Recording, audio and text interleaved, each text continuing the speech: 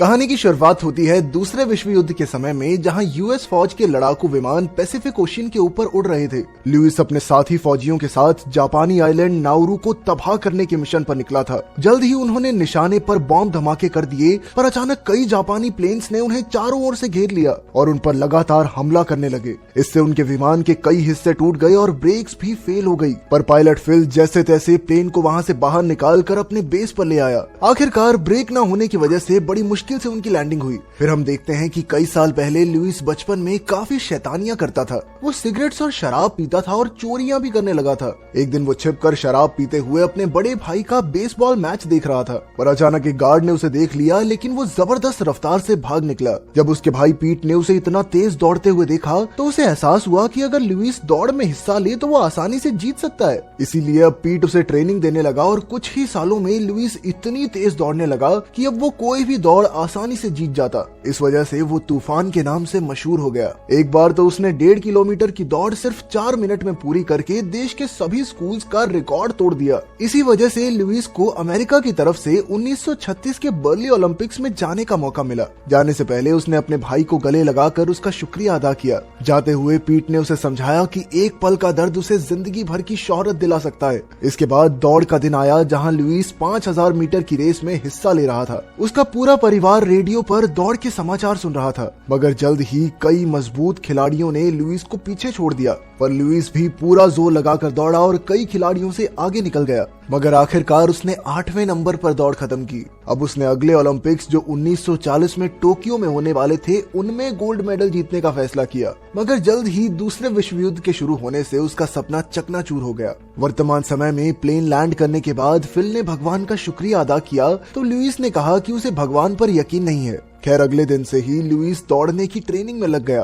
और उसकी रफ्तार देखकर उसके सभी साथी भी हैरान रह गए। फिर एक दिन लुइस और उसकी टीम को एक गुम हो चुके प्लेन को ढूंढकर उसके लोगों को बचाने का मिशन दिया गया। इस बार फिर उन्हें वही टूटा फूटा प्लेन दिया गया, पर वो जैसे तैसे उसकी मरम्मत करके निकल पड़े। मगर फिर अचानक से हवा में ही उनका एक इंजन फेल हो गया। इससे पहले कि वो कुछ करते, दूसरा इंजन भी फेल हो गया और उनका प्लेन सीधा समुद्र में जा गिरा। इस दुर्घटना में 8 फौजियों की मौत हो गई और सिर्फ लुइस, फिल और मैक ही जिंदा बच पाए। जैसे तैसे वो तीनों इमरजेंसी राफ्ट फुलाकर ऊपर आए और अपने आप को शांत किया।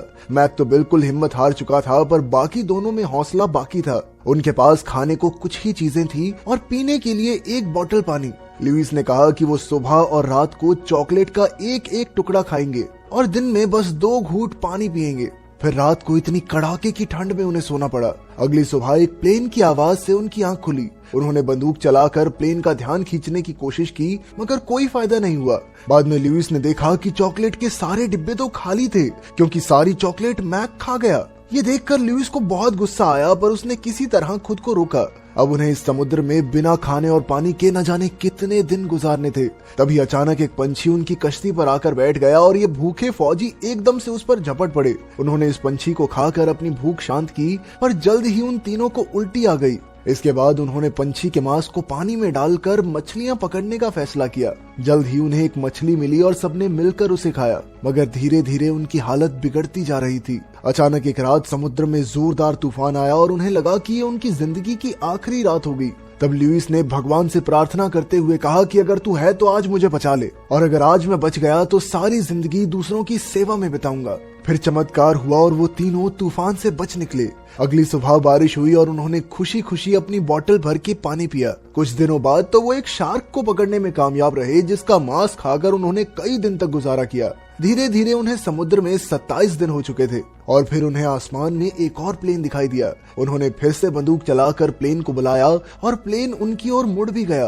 पर उनकी खुशी ज्यादा देर तक टिकी नहीं, क्योंकि ये एक अमेरिकी नहीं, जापानी प्लेन था। प्लेन के फौजी उन पर गोलियां चलाने लगे तो वो तीनों पानी में कूद गए और किसी तरह उन्होंने अपनी जान बचाई। बाद में प्लेन वापस चला गया और वो तीनों दोबारा ऊपर आ गए, पर अब उनकी कश्ती की हवा निकल रही थी। उन्होंने तुरंत छेद पर टेप लगाई और ऊपर आ गए। धीरे धीरे समय बीतने लगा और वो तीनों इस छोटी सी कश्ती में सिमट कर बैठे थे। अब उन्हें समुद्र में फंसे हुए 40 दिन पूरे हो चुके थे। मैक की हालत काफी खराब थी और जल्द ही भूख की वजह से उसकी मौत हो गई। लुइस और फिल ने दुखी मन से उसकी लाश को ढका और उसे पानी में बहा दिया। इसके बाद वो भी जैसे तैसे दिन काटने लगे, पर अब उनकी हालत इतनी खराब हो चुकी थी कि अब वो बोल भी नहीं पा रहे थे।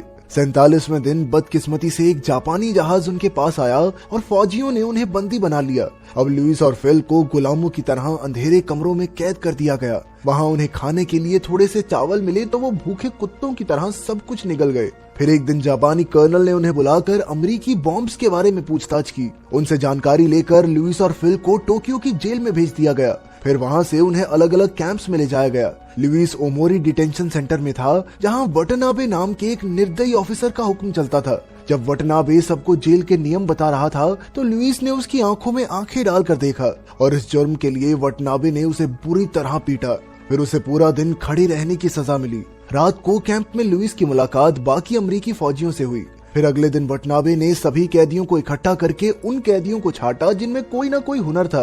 उसने देखा कि लुइस पहले दौड़ में अच्छा था, इसीलिए उसने लुइस और एक जापानी ऑफिसर के बीच दौड़ करवाई। पर भूख की वजह से लुइस के शरीर में बिल्कुल भी ताकत नहीं थी, इसीलिए वो जमीन पर गिर गया। इसके बावजूद भी वटनाबे ने उसे बड़ी बेरहमी से पीटा। ऐसा लगता था कि वटनाबे को लुइस से कुछ ज्यादा ही नफरत है। इधर अमेरिकी कैदी किसी तरह अखबार चुरा कर युद्ध की सारी जानकारी रखते थे। पर एक दिन अखबार चोरी करने वाले को जापानी फौजियों ने पकड़ लिया और उसे कुत्तों की तरह पीटा गया। बाकी कैदी और लुइस उसे देखने के सिवा और कुछ नहीं कर सके। कुछ दिन बाद लुइस को अपने घर के लिए संदेश भेजने का मौका मिला, जिसके जरिए वो अपने परिवार को बता सके कि वो जिंदा है। असल में यूएस सरकार के मुताबिक प्लेन क्रैश में उसकी मौत हो गई थी। आखिरकार उसे एक रेडियो स्टेशन ले जाया गया जहां उसे अपना संदेश रिकॉर्ड करना था।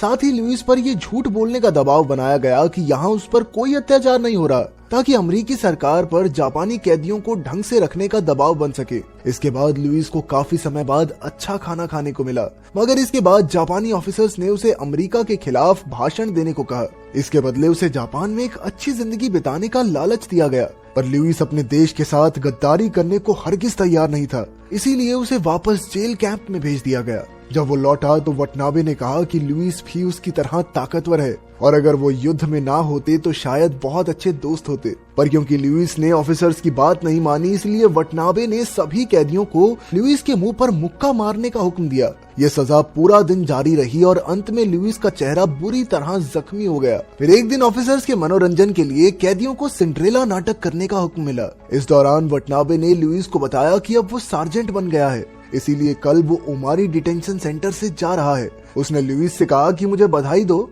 लेकिन लुइस एकदम शांत रहा। वटनाबे के जाने के बाद कैदियों की जिंदगी काफी बेहतर हो गई, लेकिन ये सब ज्यादा दिनों तक नहीं चला। अचानक एक दिन दूसरे देशों ने साथ के शहर पर बॉम्ब धमाके कर दिए, जिस वजह से सभी कैदियों को नाइत्सु कैंप भेज दिया गया। वहाँ पहुंचकर लुइस ने देखा कि यहाँ का ऑफिसर कोई और नहीं बल्कि वटनाबे ही था और वटनाबे को देखते ही उसे वहीं चक्कर आ गए। वटनाबे ने फिर से भाषण दिया और बिना वजह लुइस को मारा। लुइस से कुछ ज्यादा ही प्यार है भाई से। अगले दिन से सभी कैदियों को कोयले के बड़े बड़े बैग्स जहाज में चढ़ाने की सजा मिली। इन बैग्स का वजन और भूख प्यास के चलते कई कैदी बेहोश होकर पुल से नीचे गिरकर मारे गए। एक दिन लुइस बहुत ज्यादा थकावट की वजह से जमीन पर लेट गया तो फौजी उसे पकड़कर वटनाबे के पास ले आए। तब वटनाबे ने उसे अपने सर पर भारी भरकम लकड़ी उठाने की सजा दी और अगर उसने लकड़ी गिराई तो उसे गोली मार दी जाएगी। बेचारा लुइस मरने की हालत में भी जैसे तैसे लकड़ी को उठाए खड़ा रहा। सभी कैदी उसका जज्बा देखकर हैरान रह गए और धीरे धीरे लुइस की जीत के नारे लगाने लगे।